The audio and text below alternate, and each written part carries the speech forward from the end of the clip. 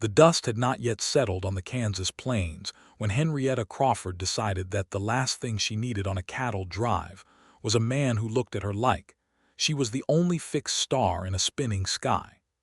The year was 1874, and the Kishom Trail was no place for a woman who wanted to keep her heart safely tucked behind her ribs. But Henrietta had never been particularly good at doing what was sensible. She had grown up on the outskirts of Abilene, Kansas, in a small clapboard house that leaned slightly to the east as though it were tired of standing straight, and she had learned early that the world did not offer its best things to people who waited politely for them. Her father, Thomas Crawford, had been a cattle rancher of modest means and enormous stubbornness, and when he died of a fever in the spring of 1873, he left Henrietta with 240 head of cattle, a quarter section of land, a mule named Deacon, and debts that would swallow a person whole if she let herself think about them too long. She was 22 years old, and she had absolutely no intention of selling the herd. Every neighbor within riding distance had offered to buy her out at prices that were polite in the way that a boot heel on your neck is polite.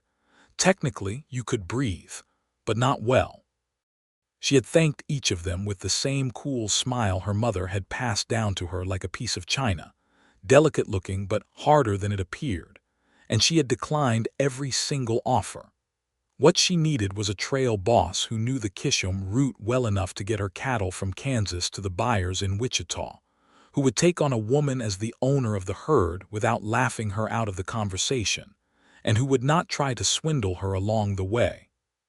Finding all three qualities in one person seemed about as likely as finding gold in a watering trough, which is why the morning she rode into the small cattle camp on the edge of her land and met Amos Thatcher, she did not immediately recognize her luck.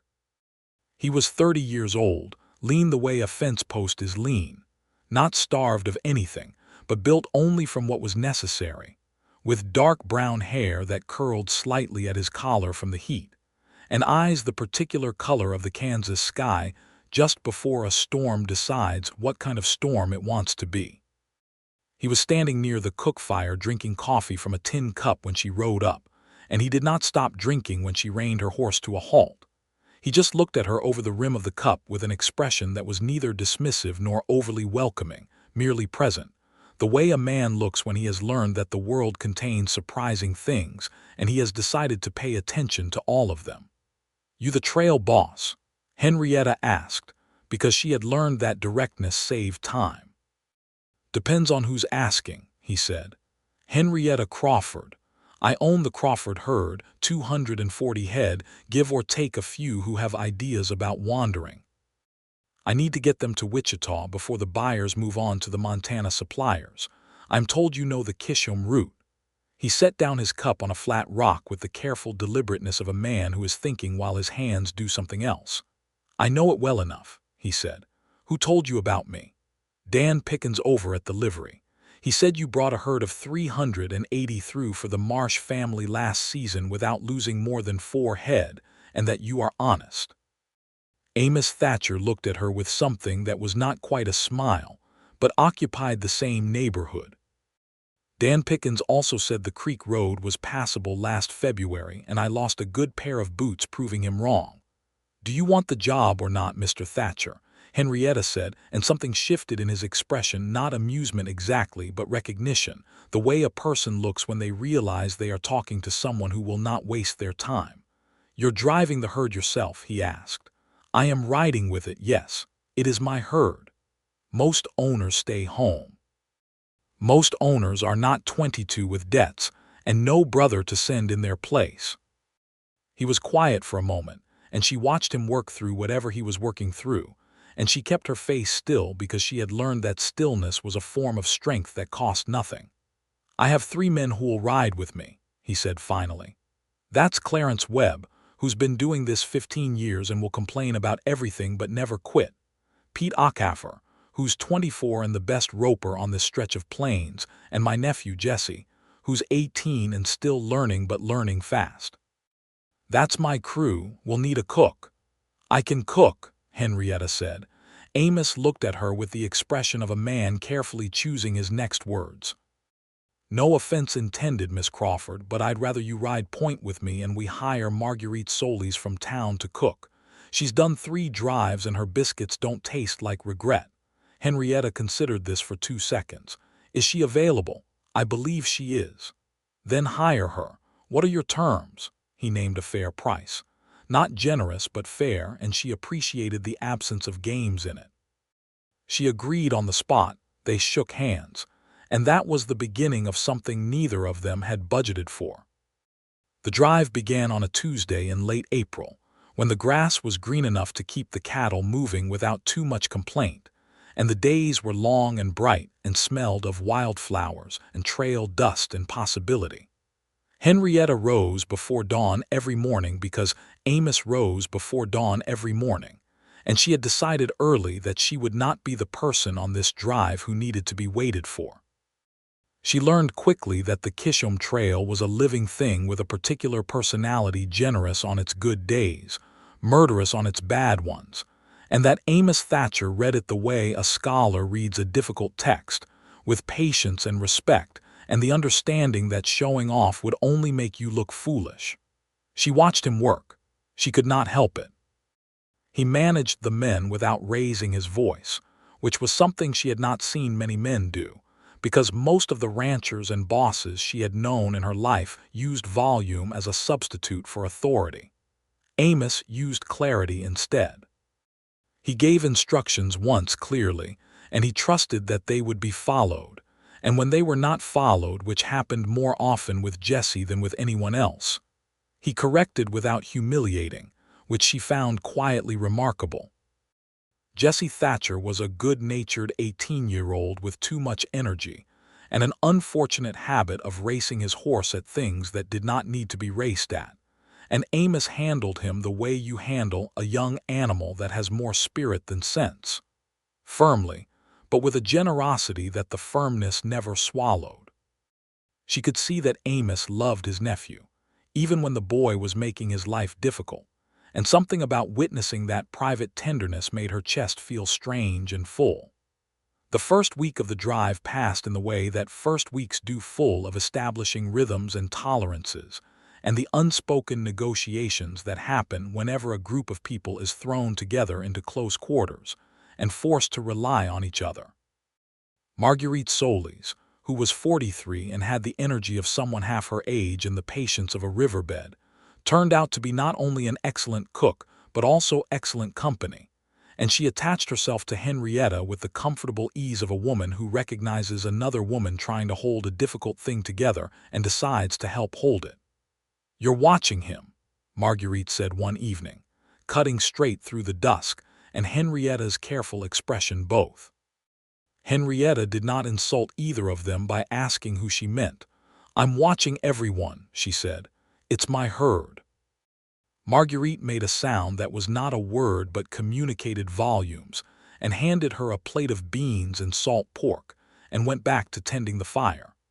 The river crossing was where things first became genuinely difficult, and where Henrietta first saw what Amos Thatcher was made of in a situation that required more than competence.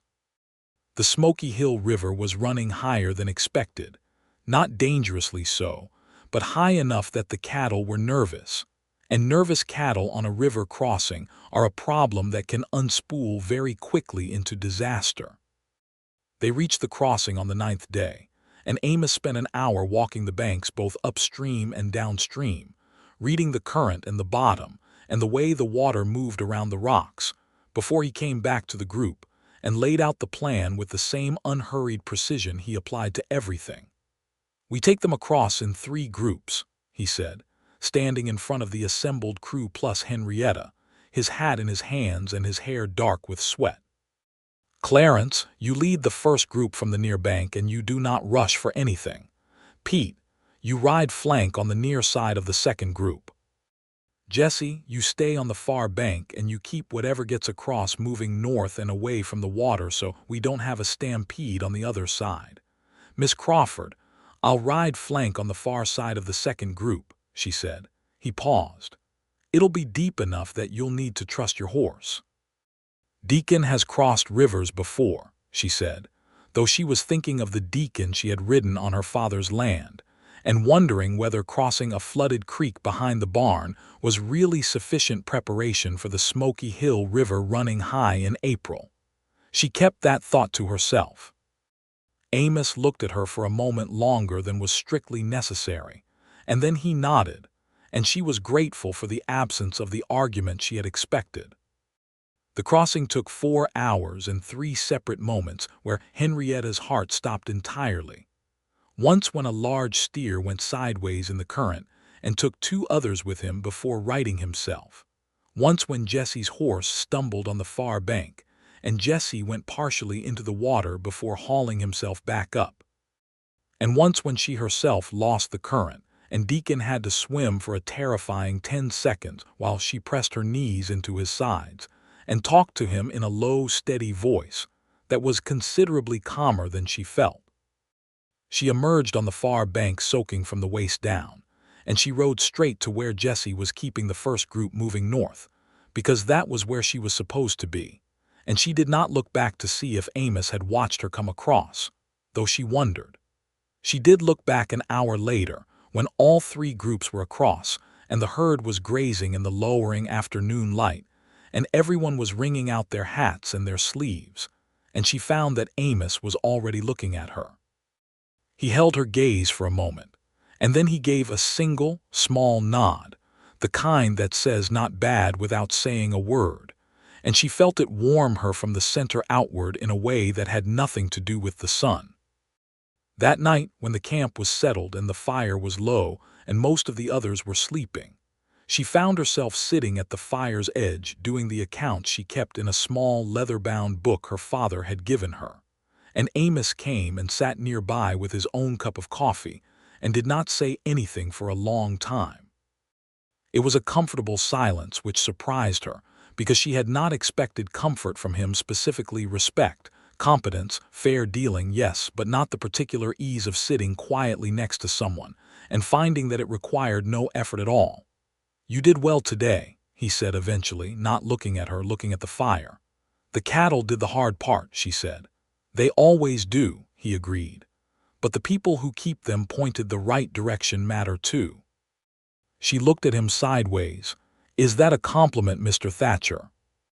"It is," he said, with the same unhurried directness he used for everything, and she felt something shift inside her that she did not immediately name because she was not ready to name it. "Tell me something," she said, because the night was quiet and she was feeling slightly reckless in the way that exhaustion sometimes tips over into. "Why do you do this? Trail driving. You could ranch, settle somewhere." He was quiet for long enough that she thought he might not answer. Then he said, "I had a place. Small spread north of Wichita. Worked it for 3 years with my brother. He died of a bad fall 4 years ago now. After that, the place didn't feel like what it had been." He paused. "So I started driving other people's cattle and saving money and trying to figure out what I want a place to feel like again." "I'm sorry about your brother," Henrietta said, and she meant it in the plain, clean way she meant most things. "He was a good man," Amos said simply. "Jesse's the best piece of him that's left." She looked at Jesse's sleeping form across the fire, and then looked back at Amos and felt the pieces of him clicking into place in a way that made her own chest ache with a recognition she did not fully understand yet. She had grown up watching her father love her mother with the kind of love that was less like a flame and more like a hearth, steady, present, warming everything around it. And she had always thought that was what she wanted, though she had also thought it was the kind of thing that happened to other people, not to women who were too busy keeping cattle alive and debts at bay to be properly courted. The 10th day brought a problem of a different kind. 2 men from a neighboring outfit rode into camp at midday, and they were not friendly. They represented a man named Harold Gruber, who owned the largest cattle operation in the county, and they claimed, with the cheerful aggression of men who are accustomed to getting what they want through sheer weight of implication, that the Crawford herd had strayed onto land that Gruber considered his grazing right. Henrietta dismounted from Deacon before either of them finished talking. "Show me the deed," she said. The two men looked at each other. "Mr. Gruber doesn't carry deeds," said the taller one. "Then Mr. Gruber's claim is just his opinion," Henrietta said pleasantly. "And opinions don't have any legal standing on public land, which is what we are currently crossing in accordance with the established trail route. I suggest you relay that message back to Mr. Gruber with my compliments." There was a silence during which both men assessed the situation, and Amos rode up beside her and stopped his horse there without saying a word, and Clarence and Pete appeared at the edges of things without appearing to, which was a talent that came with experience, and Jesse only appeared from the wrong direction because he had not yet mastered subtlety. The taller of the two men looked at Amos. "You're the trail boss." "I work for Miss Crawford," Amos said. "She already told you what you need to know." They left, which was the correct decision, and Henrietta watched them ride away and then turned to Amos and found him watching her with that particular expression she was beginning to recognize, not quite a smile, not quite wonder, but something that lived in the space between the two. "You've done that before," he said. "My father's land was argued over 3 times before he died," she said. "I watched him lose one argument because he didn't know the law. I learned the law." "Smart," he said. "Necessary," she corrected, and clicked Deacon forward, and felt Amos fall into pace beside her in the way he was beginning to habitually do, and tried to decide whether that bothered her. It did not bother her. That was the problem. The 12th day brought a different kind of trouble in the form of a late spring storm that rolled in from the northwest with no more warning than a darkening of the afternoon sky and a drop in the air temperature that made the horses uneasy. Amos read it first. She could see him reading it, standing in his stirrups and looking at the horizon with his eyes narrowed, and he called the crew together and gave new positions to everyone with the extra economy of movement that meant he thought they were going to have to work hard very soon. The storm hit at dusk, and it was not a gentle one. Thunder that sounded like the earth clearing its throat, lightning that turned the plains white for brilliant, terrifying seconds, and rain that came sideways and made it nearly impossible to see the cattle you were trying to keep from running. The cattle wanted desperately to run. Cows in a storm revert to every instinct that keeps them alive in nature, which unfortunately includes stampeding in the direction of the next loudest noise, and the job of keeping 240 nervous cattle from scattering across the Kansas plains in a lightning storm is one of the most physically demanding and mentally exhausting things a person can do on horseback. Henrietta worked for 3 hours without stopping. She was soaked through and cold, and her arms ached from the constant pressure of guiding Deacon through the dark, and twice a flash of lightning showed her cattle heading the wrong direction, and she corrected without thinking and found her voice cutting through the rain in a way she had not known she possessed. She was louder than she thought. She was steadier than she thought. She was still on the horse when the storm finally moved east and took its worst intentions with it, leaving behind a cool, wet darkness and a herd that was shaken but intact.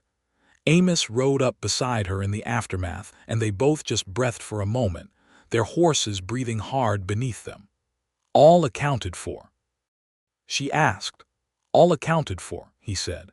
He sounded like a man who has been through enough storms to know that this was a good outcome and who is taking a moment to be genuinely grateful for it. "Good," she said, and her voice came out slightly rougher than she intended, and she was grateful for the darkness. "Henrietta," he said, and it was the first time he had used her given name, and it was so unexpected and so natural sounding at the same time that it stopped her mid-breath. He seemed to realize it too, because he paused and then said, "You should go warm up by the fire when Marguerite gets it going. You're shaking."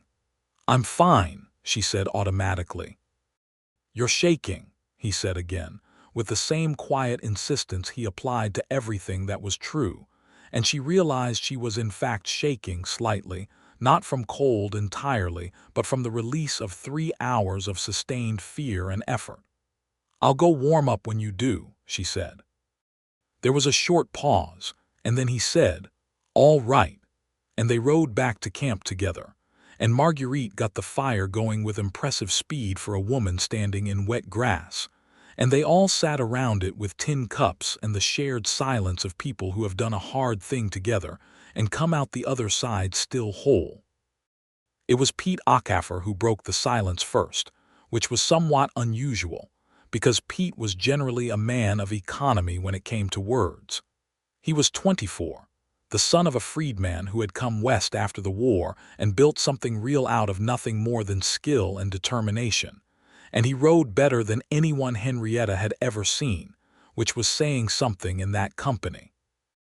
He looked around the fire and said, "That was a bad one," with the satisfied tone of a man filing it accurately in his personal catalog of bad storms, and everybody laughed, which broke the last of the tension, and Henrietta laughed too. And then she found that Amos was looking at her again, and she stopped laughing, but she was still smiling, and so was he. She had never noticed before how well his face was built for smiling. Not that he smiled often. He did not, but when he did, it did something to the landscape of his face that was difficult to look away from. And she looked away anyway, because she was beginning to understand that she was in some amount of trouble. It was on the 15th day that they found the Homesteader family.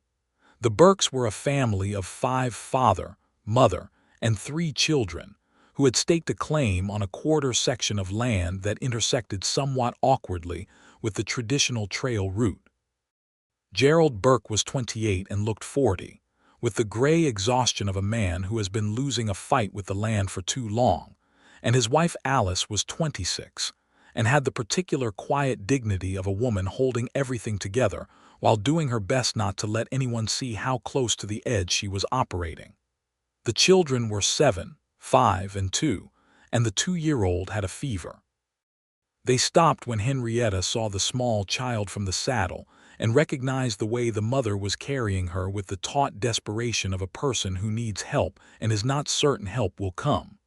She stopped without discussing it with anyone, and she dismounted and walked to Alice Burke and said, "I have willow bark in my kit. My mother swore by it for fevers. Would you like it?" Alice Burke looked at her for a moment with the expression of a woman who has learned to be careful about accepting things from strangers on the trail, because the world contains a good number of people who offer help with conditions attached. Then she looked at Henrietta's face and apparently found something there that satisfied whatever she was assessing, and she said, "Yes, thank you." They stopped for 2 hours. Marguerite made broth from the salt pork and some dried herbs she carried, and Amos and Gerald Burke talked near the small corral the Burke family had managed to build, and Clarence, who turned out to have 4 children of his own back home in a way he almost never mentioned, sat with the 2 older Burke children and played a card game with practiced ease.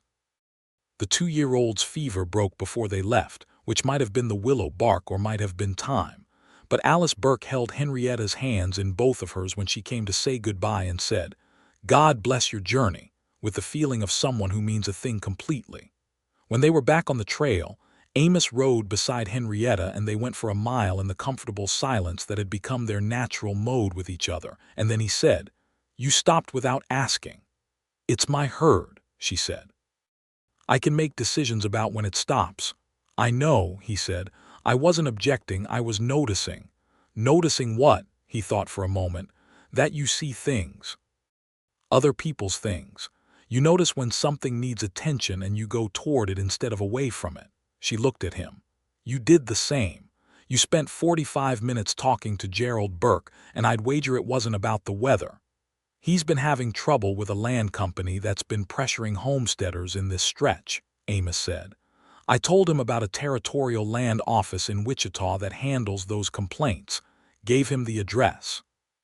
She looked at him steadily, and he looked straight ahead at the trail, and she thought, this is the kind of man who gives directions to a land office while on someone else's cattle drive, and he does it because it is the correct thing to do, and that is all the reason he requires.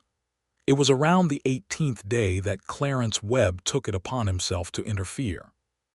Clarence was 51, built like a rain barrel, and possessed of the particular outspokenness that comes with having been doing something long enough to feel entitled to opinions about everything adjacent to it.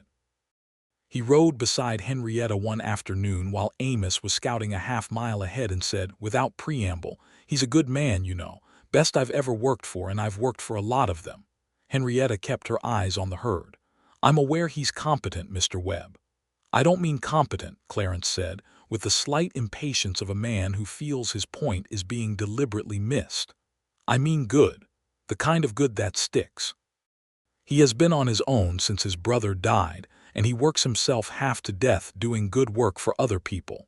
And I have watched him for 3 drives now, and I have never seen him look at anyone the way he looks at you." Henrietta was quiet for a moment. "That is a personal observation that I am not sure I asked for." "No, you didn't," Clarence agreed cheerfully. "I'm giving it anyway because I'm old enough that the social contract doesn't bind me quite so tight. Think about it. That's all I'm saying." He rode off before she could respond, which she suspected was intentional. She thought about it. That was the problem. She thought about it all afternoon, and she thought about the river crossing and the storm and the Burkes and the evenings by the fire. And she thought about the particular sound of his voice when he said her name for the first time. And she thought about the way he made space for her without making a ceremony of it. The way he consulted her on decisions without making it feel like a performance of respect. The way he moved through the world with a steadiness that made the world seem slightly more manageable. She had been thinking about all of it for days. She had just been calling it something else. On the 19th evening, while the others were settling into sleep and Marguerite had mercifully taken herself to bed early, Henrietta sat by the dying fire with her account book open but her pen unmoving, and Amos sat across from her with a length of leather he was working into a new rein, and the silence between them had a new quality to it, not uncomfortable, but charged, the way the air feels before a storm when the storm is still deciding whether to come. "Can I ask you something?" Henrietta said. He looked up from the leather. "Yes. When you imagine having a place again, your own place, what does it look like?" He was quiet for a moment, and she watched him consider whether to answer with the surface version or the real version, and then apparently he chose the real version because he said, "It looks like a working ranch, not too big. Enough land to run a decent herd, not so much that you lose yourself in it. A house that's built solid, with windows that face east so you get the morning light. Room for horses, good pasture. And company," he added after a brief pause, "that makes the evenings worth coming home to." She looked at him. He was looking at her. "That's specific," she said. "I'm a specific kind of person," he said. Her heart was doing something she preferred not to examine in real time. "So am I," she said.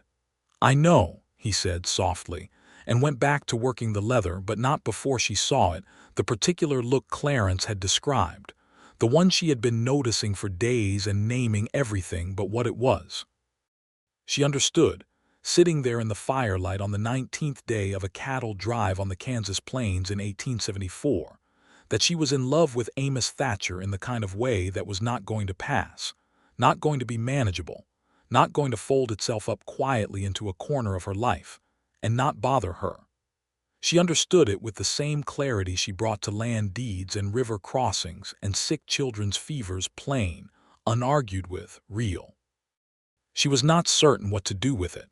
So she wrote numbers in her account book, and he worked his leather, and the fire died down, and the stars came out over Kansas in their thousands, and it was, she thought, one of the more beautiful evenings of her life.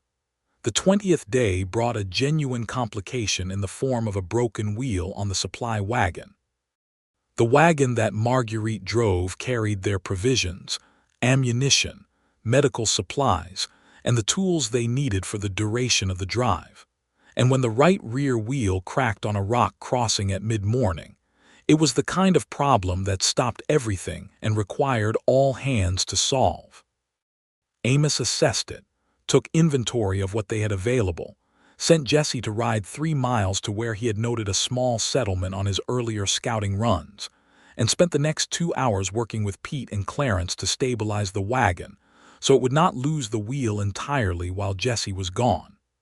Henrietta helped where she could, held tools, steadied the wagon, and managed the herd's positioning with the calm efficiency that had become her signature on the drive. Jessie came back in an hour and 40 minutes, which was faster than any of them expected, riding beside a leathery-faced blacksmith named Tom Hicks who asked no unnecessary questions, assessed the wheel, charged a fair price, and had it fixed before noon. He accepted payment, refused the extra coin Henrietta tried to press on him, said only trails generous, and rode back toward his settlement, and Henrietta thought there were worse philosophies to live by. They were behind schedule for the afternoon, which meant pushing the herd harder than Amos preferred, which he did without complaining but with a slight tightening around his eyes that she had learned meant he was overriding his own preferences for the sake of necessity. She rode up beside him in the mid-afternoon and said, "We can make up the time tomorrow. Half a day's difference won't lose us the buyers." He looked at her. "I know. I just don't like pushing them when it's hot." "I know you don't," she said. "But they're doing fine and you know it." A pause. "You're right," he said, and she felt that particular satisfaction that comes not from being right but from being heard being right, which is a different and better thing. On the 22nd day they crossed into Sumner County, and Wichita was 4 days away, and something in the atmosphere of the whole group shifted in the way it always does when the end of a long journey becomes a reality rather than an abstraction. The men were lighter, louder. Jesse sang badly but enthusiastically to himself while riding flank, which the cattle did not appear to mind. Marguerite began planning the meal she would make for herself when she was back in her own kitchen with her own cast iron pan and her own herbs growing in pots by the window. Henrietta did calculations in her head. The price per head had been agreed with the Wichita buyers in advance, which was the only sensible way to do business, and if the herd arrived intact, she would clear enough to pay off the largest of her father's debts, keep the land, maintain the remaining cattle through winter, and have a small reserve. Not comfortable, but stable. Stable was the foundation on which you built comfortable, and comfortable was the foundation on which you built everything else you wanted. She was thinking about what she wanted. It was on the 23rd day, when they were camped near a wide creek with good grass and a sky so full of stars it seemed to be trying to overcompensate for something, that Amos said, without any preamble and while looking at the creek rather than at her, "I've been thinking about the Crawford land." She looked at him carefully. "What about it?" "Whether it would support expansion. Your 240 head, that's a starter herd. That land your father had, you said it was a quarter section. There's the adjacent public land that hasn't been claimed. If you ran the herd up to 400 head over 2 seasons, you could sustain a profitable operation on that range." She studied his profile. "You've been thinking about this." "I think about things," he said. "What you're describing would require more hands than I can currently afford to keep year-round." "It would," he agreed. "A partner arrangement would solve that." "A partner," she said. He turned and looked at her directly, and his face in the firelight was very open, more open than she had usually seen it, and she realized he was not talking about a business arrangement in the way a business arrangement is typically described. "There are different kinds of partnership," he said carefully. "I'm not trying to be unclear, I'm not certain I'm saying this right." "You're saying it fine," she said, and her voice was quiet and her heart was very loud. "I'm not a man who has much practice with this," he said. "I've been alone long enough that saying what I'm actually thinking to another person feels irregular. But I've been on this drive for 23 days and in that time I have become aware of things. About you. About what kind of person you are." "What kind of person am I?" she asked, because she genuinely wanted to know what he had seen. "You are the most capable person I have ever worked with," he said, "and the most honest and the hardest working, and you make me want to stay in a place instead of keep moving, which is something I had stopped thinking I would want again." He stopped, and she could see that the words had cost him something, the way real words usually do when they are the right ones. "I'm also aware that this is your drive and you hired me to do a job, and I have done my best not to mix up the categories, but we are almost at the end of it and He stopped again. "Amos," she said quietly. He looked at her. I am aware of the same things, she said. About you. The silence that followed was not empty. It was full of everything they had just said and everything it meant, and it was the most companionable silence she had ever sat inside. After a while, he reached out and put his hand over hers where it rested on her knee, and she turned her hand over and held his. And they stayed that way for a long time while the creek talked to itself, and the cattle moved gently in the dark, and the stars did their enormous patient work overhead. On the 24th day, they reached the outskirts of Wichita and the buyer's operation, which was a substantial livestock operation east of town with proper pens, and a set of scales, and 2 men in suits who were clearly accustomed to the other end of the cattle business. Not the driving of it, but the buying and selling of it, the profitable part that happened indoors. Henrietta handled the negotiations herself, and Amos stood slightly behind her and to the left in the same way. He always positioned himself present, available, not in the way. The buyers tried twice to talk her down from her agreed price on the grounds that a few of the cattle were thinner than expected, which was true and which she had anticipated, and she came back with specific counterarguments that demonstrated she had done her research on current Wichita market prices. And in the end, the transaction completed at 92% of the originally agreed figure, which, given the condition of some of the herd after 24 days on the trail, was, in her honest assessment, an excellent outcome. She paid Amos and the crew that evening in full, and she paid Marguerite a bonus because Marguerite had done more than cooking and deserved to know it.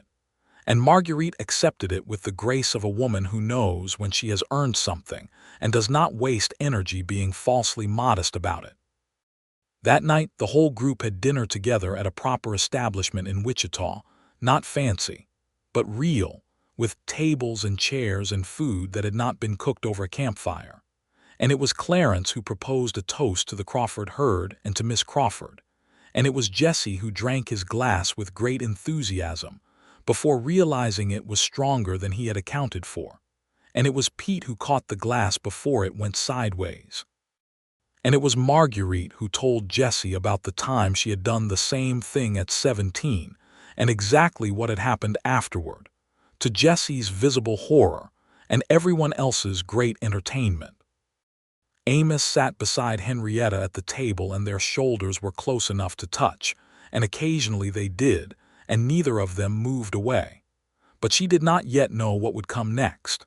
She knew what she hoped, but hope and knowledge are different animals, and she had learned to be careful about confusing them.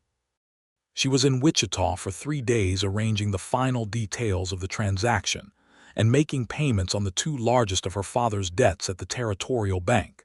And on the second morning she was standing outside the bank with her account book and her very much improved calculations when she heard footsteps she recognized. She had learned his step somewhere on the trail, the particular weight and rhythm of it, and looked up to find Amos standing 2 feet away, holding his hat in his hands. "I thought you'd be heading out," she said. "Clarence mentioned another drive for the Foley operation." "I turned it down," he said. She went still. "Why?" "Because I wanted to ask you something before I went anywhere, and I didn't want to ask it with a deadline and a horse ready to go." He looked at her steadily. "I have saved enough money over the last 4 drives to buy a stake in land. Not a full purchase, but enough for a good down payment on a workable spread. The quarter section adjacent to your father's land has come up available. I checked at the land office this morning." She could hear her own heartbeat. "Is that so?" "It is," he said. "And I have been thinking. I've done little else since the 23rd day about what I said about partnership, and about what you said about being aware of the same things, and about that piece of land, and about you, Henrietta Crawford, specifically and in particular, and in a way I have not thought about anyone in a very long time." "Amos," she said. "I am trying to ask if you'll have me," he said, with the same directness he brought to everything that was real, "not just as a partner in a cattle operation, though I mean that too, but as something else, something more. If you'll give me time to—" "Yes," she said. He stopped. "I haven't finished." "Yes," she said again, and she was smiling in a way she could feel in her whole face. "I know what you're asking, and yes. Yes, Amos." He looked at her for a long moment as though verifying that what had just happened had in fact happened, and then something came over his face that was remarkable in its completeness, relief, and joy, and the particular expression of a man who has done something he was genuinely afraid of, and found that the ground on the other side of the fear was solid. "I was going to be more eloquent," he said. "You were very eloquent," she said. "You said everything important." "I didn't actually formally propose," he said, and there was something in his voice that might have been the beginning of a laugh. "No," she agreed, "but that's all right. We have a cattle drive still to survive." He looked at her. "We have the cattle drive back. I need to move the herd I've purchased with part of the proceeds back to Crawford land," she said.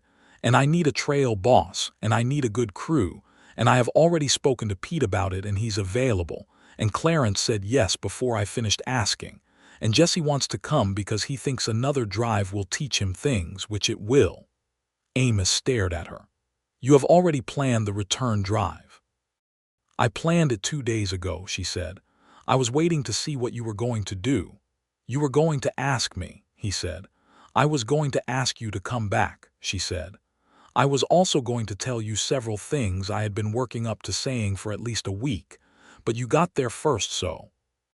He laughed, a real laugh, full and unguarded, the first time she had heard it, and it was everything she had thought it would be. And then he stepped forward and took her hands in his, right there on the street in front of the Wichita Territorial Bank in 1874, with the town going about its business around them. "I'd like to propose properly," he said, "when the moment is right. If you'll let me." "I'll let you," she said, "but I'll tell you now that my answer will be the same." "I know," he said, and he was still smiling, and so was she, and he held her hands for another moment before the practical world reasserted itself, and they had both, separately and simultaneously, things to attend to. The return drive began 5 days later with a herd of 180 head of good Kansas cattle that Henrietta had selected herself from the buyer's surplus stock, at a price that reflected her thorough understanding of fair market value, and her absolute refusal to be charmed by anything other than good conformation and healthy legs. The crew was the same Amos, Clarence, Pete, Jesse, and Marguerite, who had said when asked that she might as well, since she had already done this once and knew where all the difficult parts were. The return drive was different from the first in the way that the second time you travel a road differs from the first, less novelty but more understanding, a different kind of attention.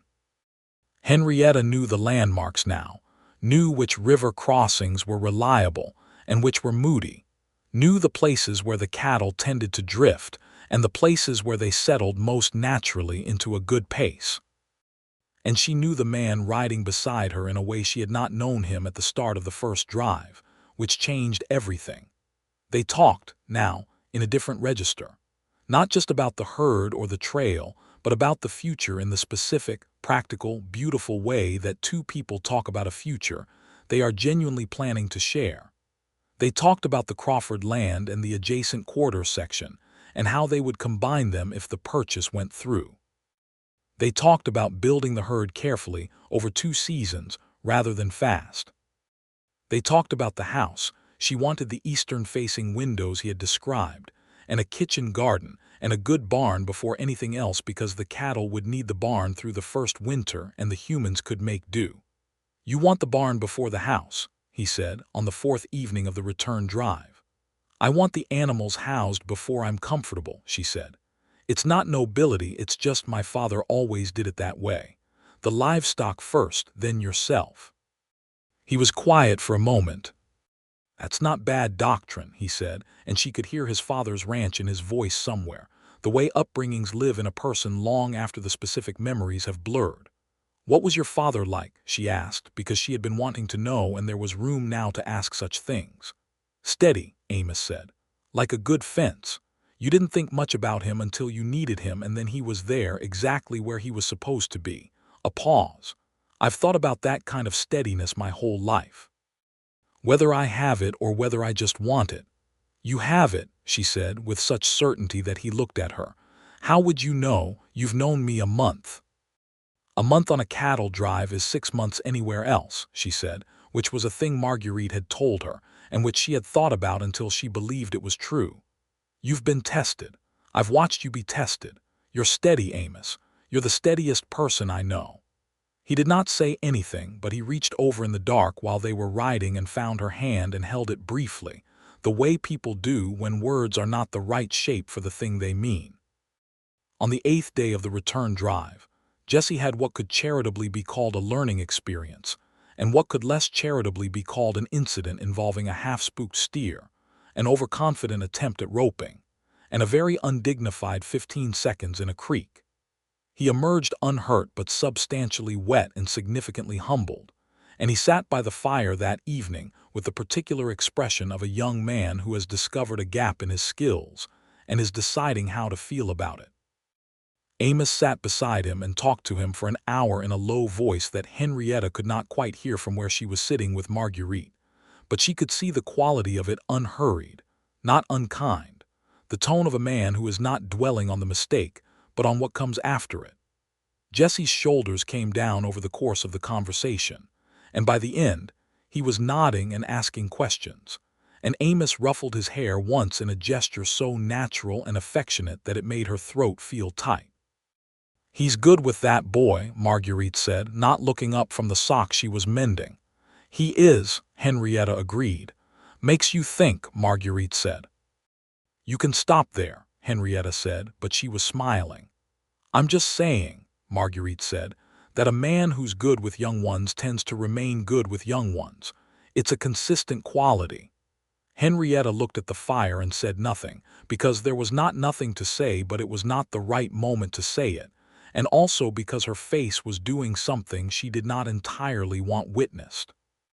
The return drive arrived at Crawford Land on the 13th day, which was faster than the first drive both, because the route was established, and because Henrietta had a rancher's knowledge of the shortest good routes through familiar country. They brought the herd through the gate of her father's old pasture land in the late afternoon, when the light was going golden over the Kansas grass, and she sat on Deacon and watched the cattle spread out into the familiar pasture, with the satisfaction of a person whose plan has worked the way plans very rarely do, fully, and in every important particular.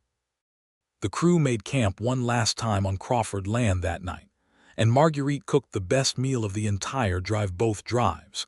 Actually, including actual pie from dried apple she had been hoarding for this occasion. And they ate and talked and told stories, and Jessie tried to explain to Clarence what had happened with the steer and the creek from a perspective that was somewhat more heroic than the observed facts warranted, and Clarence told him what he actually looked like. And Pete laughed so hard he had to put down his plate. Amos was sitting next to Henrietta, and she was aware of him with that new, complete awareness she had developed, the warmth of him nearby, the particular way he held his tin cup, the way he listened to the group's laughter with a quiet pleasure that came from genuine fondness for these people. "Happy?" he asked, low enough that only she could hear. "Yes," she said. "Genuinely, completely yes." He looked at her steadily. "I'm going to go to the land office in the morning and start the paperwork on the adjacent quarter section. If you're still thinking the same way." "I'm thinking exactly the same way," she said. "More so, if anything." "More so," he repeated, like he was placing it somewhere safe. "All right." In the morning, the crew began to disperse. Clarence headed home to his family with his wages and a handshake and something warmer in his eyes than a handshake warranted, and Pete said he had family in Wichita he was going to see before deciding what came next, and Marguerite accepted a standing invitation to come back when things were settled and there was a real kitchen to cook in. Jessie told Henrietta that he thought she was the finest businesswoman he had ever met, which she accepted with genuine warmth, and then he shook his uncle's hand, and they held it a beat longer than a handshake requires, and looked at each other with the particular eloquence of men who love each other, and are from a time and place where saying so directly is not the done thing, but who manage to say it anyway. The land office transaction took 3 weeks to finalize. 3 weeks during which Amos camped near Crawford land, helped Henrietta with the fence repair and general maintenance that any property requires after its owner has been absent for 2 months, and during which they fell, if it was possible, even more into each other in the ordinary way that people do when they stop being in dramatic circumstances and are simply in their daily lives together.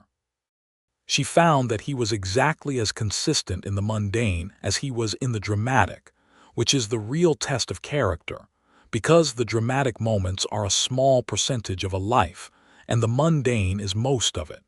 He mended things that were broken without being asked. He made decisions when she was occupied and deferred to her when she was present, not as a performance, but as a genuine reflection of how he thought about ownership and respect. He talked to the cattle in a low, calm voice when he was working near them, which she had not expected of a trail boss and which charmed her beyond reason.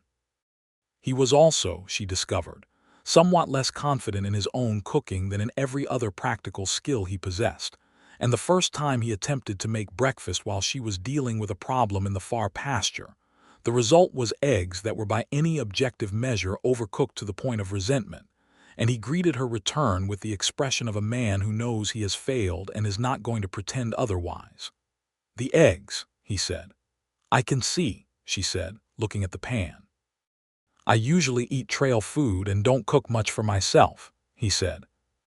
"I'll teach you," she said, taking the pan, and he stood beside her while she showed him, and it was such a small, ordinary thing that it made everything feel completely and irreversibly real.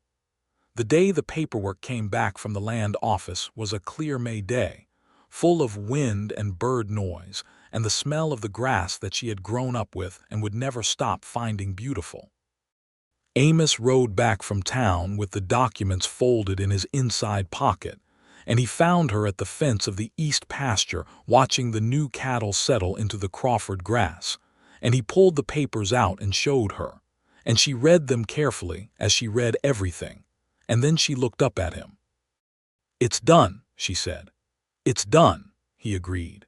She looked out at the combined landscape, the Crawford quarter section and the new Thatcher quarter section running together at the fence line, the combined herd grazing both, the sky enormous and generous over all of it, and she felt something she had not felt since before her father died, which was the specific peace of knowing that the ground under your feet is yours and will continue to be. "There's something I want to do," Amos said, and his voice had the particular quality of someone who has been working up to a thing. She looked at him. He had already moved.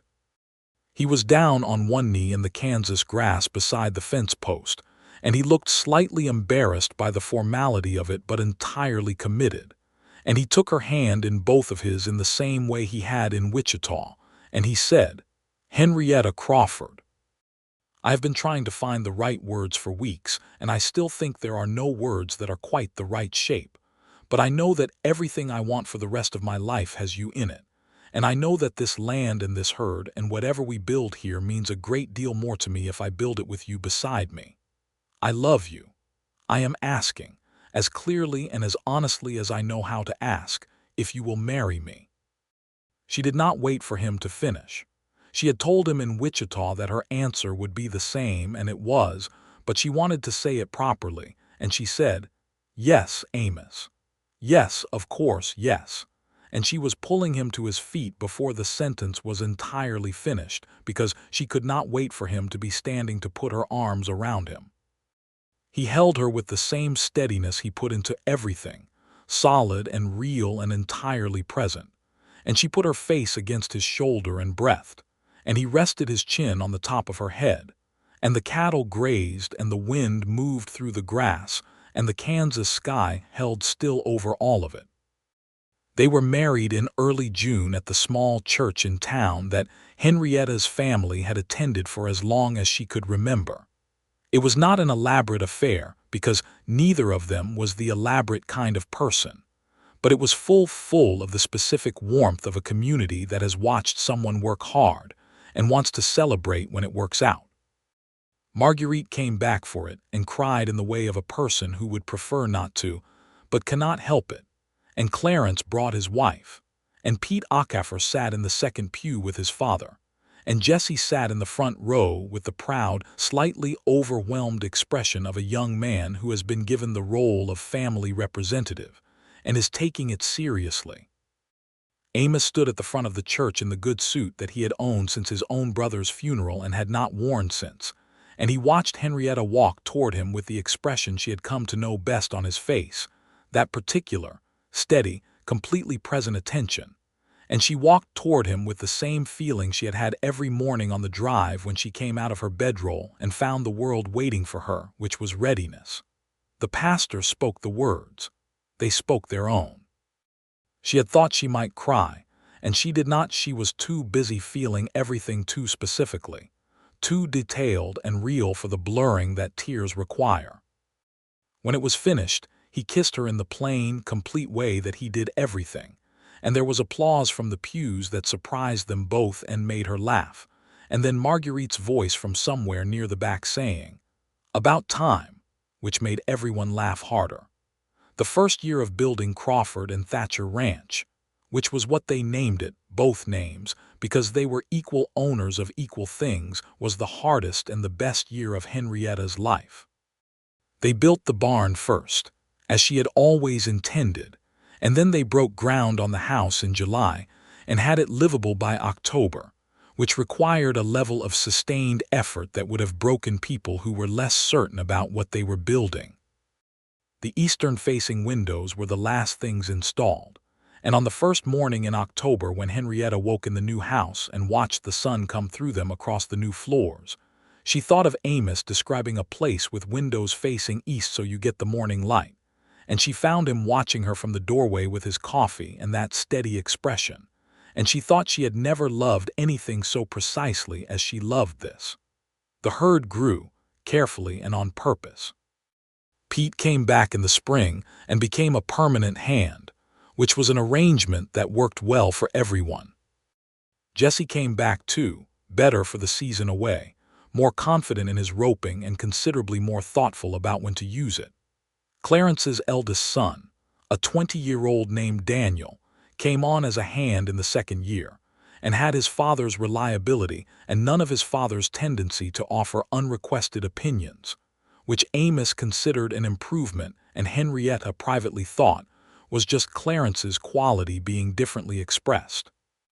In November of the first year, Henrietta told Amos quietly, one evening by the fire in their own fireplace in their own house, that she believed she was expecting. He was very still for a moment, and then he set down his coffee cup and came across the room and held her face in his hands and looked at her with everything visible, the joy and the terror and the love and the weight of it. "Are you well?" he asked first, because it was the first thing. "I'm perfectly well," she said, which was mostly true, discounting the mornings. "Good," he said, and then sat beside her and put his arm around her, and they were quiet together in the way they had been quiet together on trails and by campfires and in 100 ordinary moments. Only this was different from all of those, larger somehow, as though the room had expanded to hold what was being felt in it. Their son was born in July of 1875, on a hot afternoon when Amos paced the yard with the focused restlessness of a man who cannot help and knows it, and is doing his best anyway, while Marguerite, who had come for the occasion 3 days before on the grounds that she had delivered 2 babies in her life, and that was 2 more than anyone else within riding distance, did the actual work. The baby was healthy and loud, which Marguerite declared were the 2 most important qualities, and when they put him in Amos's arms, Amos stood very still and looked at his son with the expression of a man encountering something that has moved entirely outside the range of anything he had previously experienced. "Thomas," Henrietta said, from where she was lying down and watching her husband hold their child, "for my father." Amos looked at her over the baby's head. "Thomas Amos Thatcher," he said, trying the full name. "Thomas Amos Thatcher," she agreed. "That's exactly right." He came and sat on the edge of the bed and held the baby so she could see him easily, and they looked at their son together in the golden July afternoon light coming through the eastern windows. The wrong time of day for those windows, really. But the light found them anyway, and Marguerite made tea in the kitchen and hummed something to herself, and the cattle moved in the pasture outside, and the world went about its business in the patient way the world does, absolutely indifferent to the enormous thing that had just happened in one small room of one solid house on the Kansas plains. Thomas Amos Thatcher grew the way healthy children of capable parents grow, fast and with increasing personality. He had Henrietta's directness and Amos's steadiness, and a combination of their respective stubbornness that suggested future years would be interesting. By the time he was walking, he had already figured out how to communicate his preferences with a clarity that made Marguerite, who came often and stayed for stretches, declare that he was his mother's son without question. "He is also very clearly his father's son," Amos said mildly, watching Thomas attempt to climb the fence post of the East Corral with the patient, systematic approach of a small person who has decided that something will be accomplished and is simply working out the method. "He gets the stubbornness from both of you," Marguerite said, which was the fairest assessment. "The ranch grew into the second and third year with the organic rightness of something that has been planned well and executed honestly. The herd reached 380 head, which was the number Amos had suggested when he was thinking out loud on the trail in the way she had come to love, not daydreaming but projecting, working through possibilities with the same practical intelligence he brought to everything. They did a partial trail drive each year to the Wichita buyers, leaving enough of the herd on the land to maintain breeding stock, and the finances stabilized into the kind of reliable sufficiency that Henrietta had been working toward since the day her father died and left her the herd and the debts. The debts were fully paid by the end of the third year, which was a moment she had thought about for so long that when it actually happened, when she wrote the final figure in her account book and drew a clean line beneath it, she sat at the kitchen table and was simply quiet for a full minute, feeling the weight that was no longer there. Amos came in from the yard and saw her at the table with the book open and her pen set aside, and he read her face in the way he had learned to read trail weather, quickly, accurately, with attention to the details that told the whole story. "It's done?" he asked. "All of it," she said. He pulled out the chair beside her and sat and took the account book from her and looked at the final page, at the clean line and the zero beneath it, and then he put the book down and took her hand. "Your father would be pleased," he said. "He would have liked you," she said. "He respected steady people." "I hope so," Amos said. "I'd have wanted him to." They sat together at the kitchen table in the morning light from the eastern windows, and the coffee cooled in their cups, and Thomas could be heard in the next room having a conversation with the wooden horse that Amos had carved for him during the previous winter's slow evenings, and the sound of Thomas explaining something at great length and with visible seriousness to a carved wooden animal made them both smile in the same moment, and Henrietta thought that this, right here, this exactly, was the thing she had been building toward, and it was better than she had imagined it, because she had not known to imagine the specific texture of it, the smell of the coffee and the morning light, and the particular weight of his hand in hers. In the spring of 1877, 2 years after Thomas was born, they found out a second child was coming. This one arrived in November, during the first serious snow of the season, which Marguerite said was appropriate because this child, unlike Thomas, who had entered the world loud and direct, arrived with a kind of serene efficiency that suggested she had simply decided it was time and had organized events accordingly. She was a girl, healthy and dark-haired, and they named her Clara, which had been Amos's mother's name, and Amos held her in the kitchen while the snow fell outside, and Thomas, now 2.5, stood at his father's elbow and peered at his sister with the deeply suspicious expression of a person who has been the only child and is reserving judgment. "She's very small," Thomas observed. "You were small too," Amos told him. Thomas considered this with evident skepticism. "You'll look out for her," Amos said, which was not a question. Thomas looked at Clara again, and something shifted in his small face, some very early version of the steadiness that was his inheritance. And he said, "All right," with the gravity of a 2.5-year-old making a genuine promise. Henrietta, watching from where she was resting, felt the whole room full of something she did not have a word for, not just happiness, which was too simple, but the specific fullness of a life that has exceeded its own expectations. Pete Acaffer found his own happiness in the spring of 1878, in the form of a woman named Ruth who had come west with her family to Homestead, and who was, by general assessment, the only person who could match Pete's horseback riding, and also the only person who could make him laugh until he had to sit down. They married in the fall and built a small house on the claim her family had staked, and she became a neighbor and then a friend. And Henrietta found in Ruth the specific pleasure of having a woman nearby who was sharp-minded and practical and funny, and entirely without patience for pretension.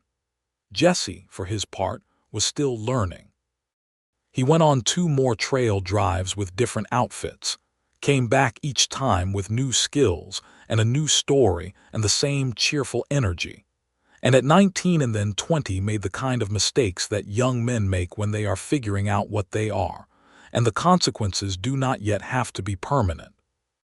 Amos received letters from him and wrote back, consistently and in detail, and sometimes read pieces of them aloud to Henrietta when they were funny, and sometimes kept them to himself when they were not.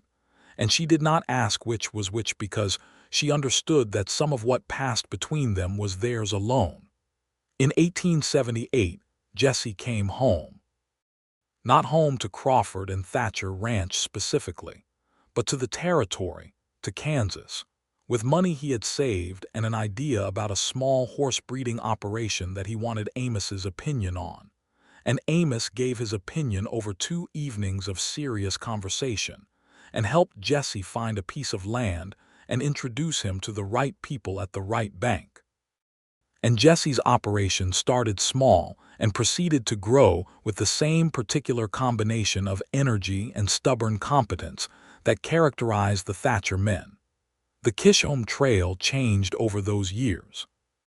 The railroads pushed further west, and the great cattle drives that had defined the era began to diminish as rail shipping made the long drives less necessary. Henrietta watched this change with the pragmatic attention she brought to all economic shifts, and she and Amos adapted accordingly. They continued their partial drives while the route remained viable, and they developed relationships with the railway shipping offices that would eventually replace the drive income. The world moved, and they moved with it without losing their footing, because they had built something solid enough to shift its weight when shifting was required. Thomas grew into a boy of 8 in 1883, and then 9, and then 10, and he had his mother's facility with numbers and his father's gift for reading terrain, and he rode before he could reasonably be said to be old enough to ride, and roped before that was advisable, and was, by the age of 9, a genuine help on the ranch rather than a responsibility to be worked around. Clara followed her brother in most things, which Thomas bore with the combination of slight exasperation and genuine pride that older siblings carry for their younger ones, when the younger ones are as capable as they secretly hoped they would be.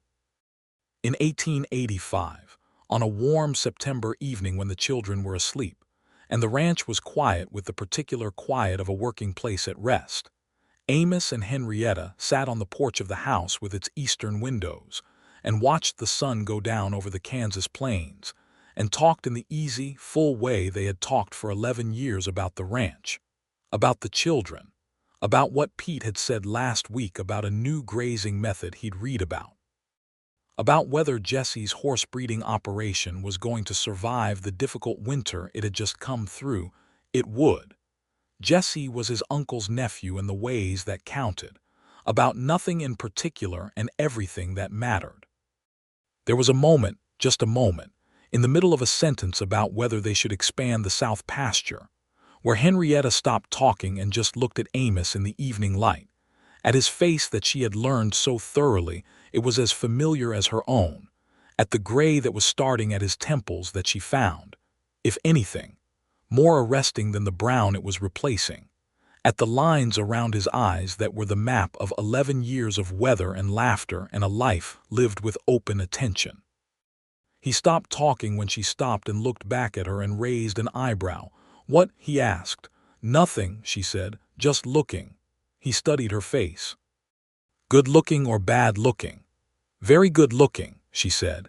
In the plain way she said things that were true, and he smiled, that full, unguarded smile that she had first heard in Wichita and had been loving ever since, and reached over and took her hand.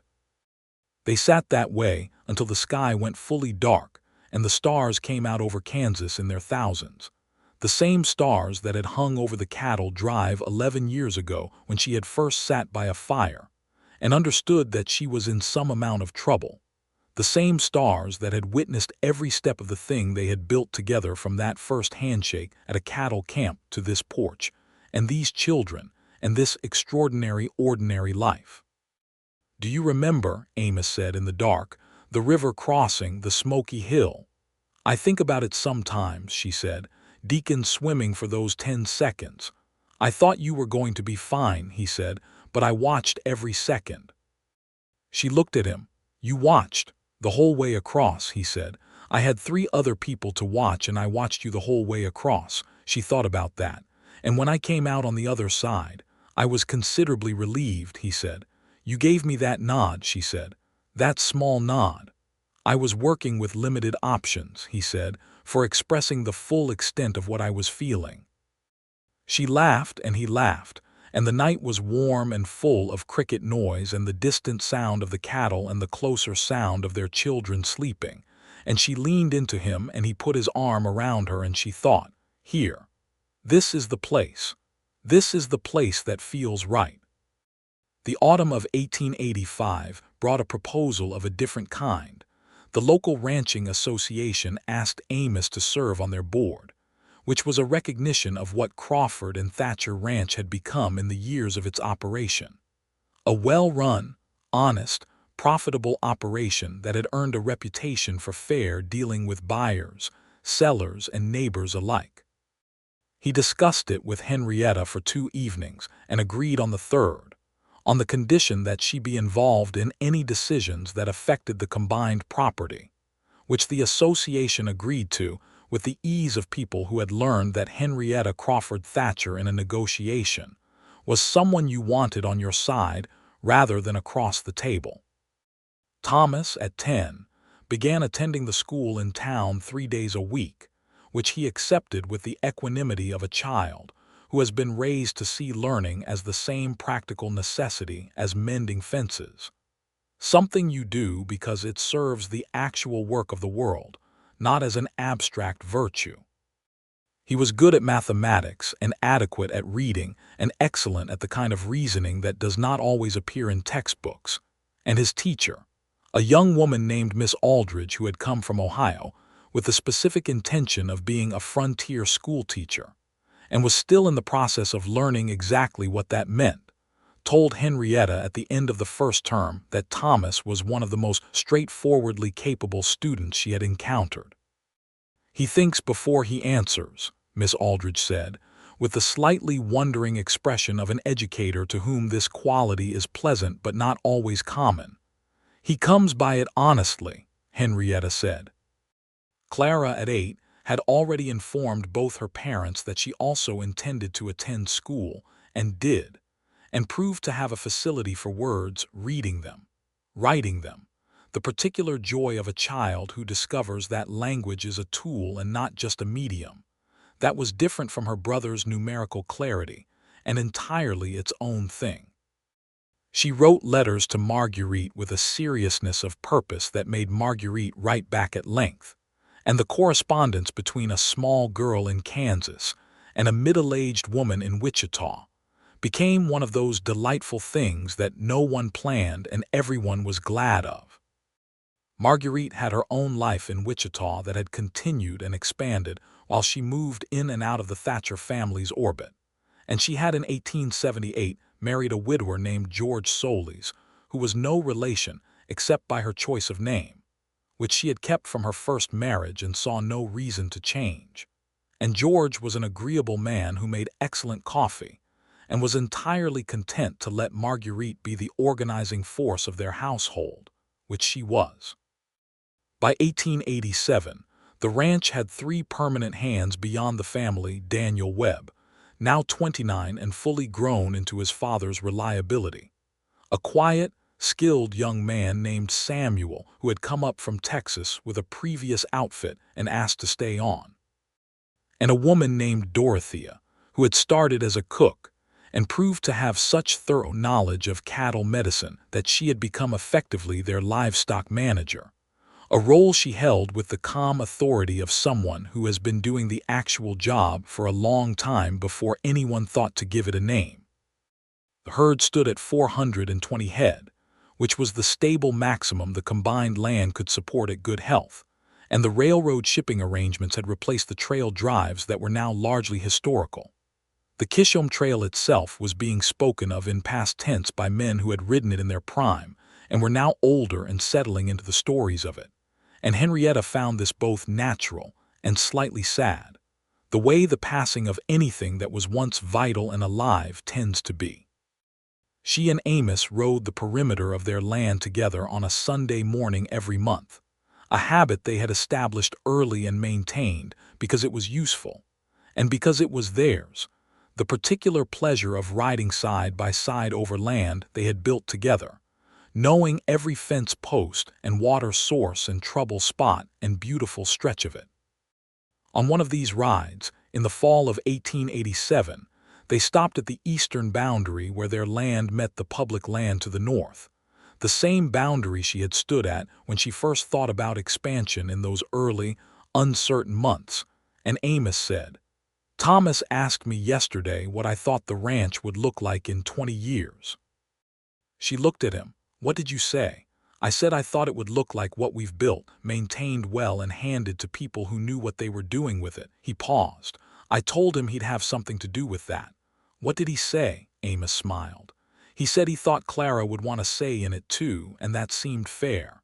Henrietta felt a warmth move through her that was larger than the morning sun warranted. "He's right." "He usually is," Amos said, with the quiet pride of a man who has been paying attention to his son and likes what he has seen. They rode on along the boundary, and the Kansas grass moved in the autumn wind, and the sky did the enormous patient thing it had always done over this land, over the people who had worked it and loved it and passed through it, over the drive routes that were going quiet now, and the homesteads that were growing into towns, and the towns that were growing into something harder to name. There is a moment that comes in a life well lived, not at any single dramatic juncture, but in the accumulation of ordinary days, when you realize that you have arrived somewhere you meant to go, and that it is even better than you thought it would be. Because you did not know then what it would actually feel like to be here, the specific texture of it, the weight of the morning and the quality of the light, and the sound of the people you love going about their days in the house behind you. Henrietta Crawford Thatcher knew that moment on 100 different mornings and 100 different evenings, and she knew it every time she rode the eastern boundary with her husband, and every time she watched her son reason through a problem with his father's careful patience, and every time Clara came running from the house with a letter she had just written to Marguerite and wanted Henrietta to read before she sent it. She knew it in the way the ranch moved in the early morning when everyone was doing what they were supposed to be doing, and the herd was well, and the fences were sound, and the sky was full of whatever it was full of, rain or sun or the particular gray of a thinking day.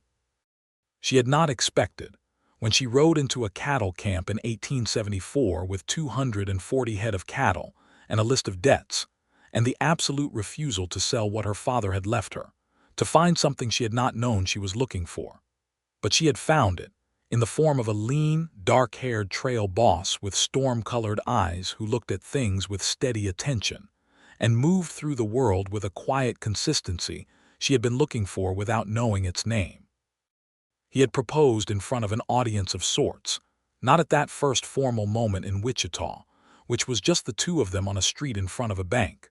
But later, at the fire on the 23rd day of the return drive, when all four of the crew and Marguerite were near enough to hear and see, and he had said what he meant plainly, and she had said yes before he finished saying it, because she had known for days what she intended to answer, and there was no point in pretending otherwise. Clarence had been conspicuously unsurprised. Jessie had said, finally, loudly enough that Pete had to tell him to lower his voice. Marguerite had simply nodded once with the expression of a woman whose assessment has been confirmed. The cattle drive that had brought them together had been, in its way, a complete education in the land, in the work, in the people, and in each other. She knew what she was worth and what he was worth and what they were worth together, and she had never had reason to revise those assessments in the years since. On the morning of their 14th anniversary, in the early summer of 1888, Amos brought her coffee in bed, which was not a thing he did often enough that she expected it, but often enough that she knew it was his particular expression of celebration, the small domestic ceremony he had invented for days he wanted to mark.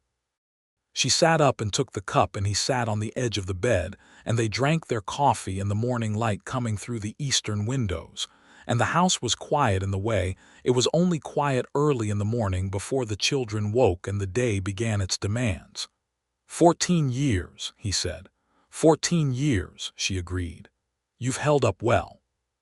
You're being generous, he said, touching the gray at his temple. I'm being accurate, she said. I always am. He looked at her with that look, the one that had started at a campfire and had not diminished in 14 years, the one that said she was the only fixed star in a spinning sky, and said, I love you, Henrietta. I love you, Amos, she said, in the same plain, complete way she had always said things that were absolutely true. Thomas appeared in the doorway approximately 4 minutes later, at 9 years old, only partially dressed and already working through some problem that required parental input. And the quiet morning became the full morning it always became, and the day opened up around them, and the ranch went about its business, and the grass moved in the Kansas wind, and the cattle were well, and the fences were sound, and the children were fed and growing, and somewhere in Wichita. Marguerite read Clara's most recent letter and wrote back immediately with great enthusiasm. And Jesse's horses were selling well, and he was talking about getting married, and Pete and Ruth were expecting again, and Daniel Webb had turned into the best hand the ranch had ever had, and the east windows caught the light every morning and held it for exactly as long as the morning lasted. And on the broad working land of Crawford and Thatcher Ranch, on the Kansas plains in the 14th year of their marriage, Henrietta Crawford Thatcher and Amos Thatcher went about the ordinary glorious business of everything they had built together. And it was more than enough. It was everything. It was the kind of life that does not ask for more because it already contains the most important thing, which is that the person beside you is exactly the person you choose, and you know it, and they know it. And there is no part of the future that is not better for that fact. The sun came up every morning over the eastern windows. They were there to see it. That was the whole story, and it was a good one, and it was entirely theirs.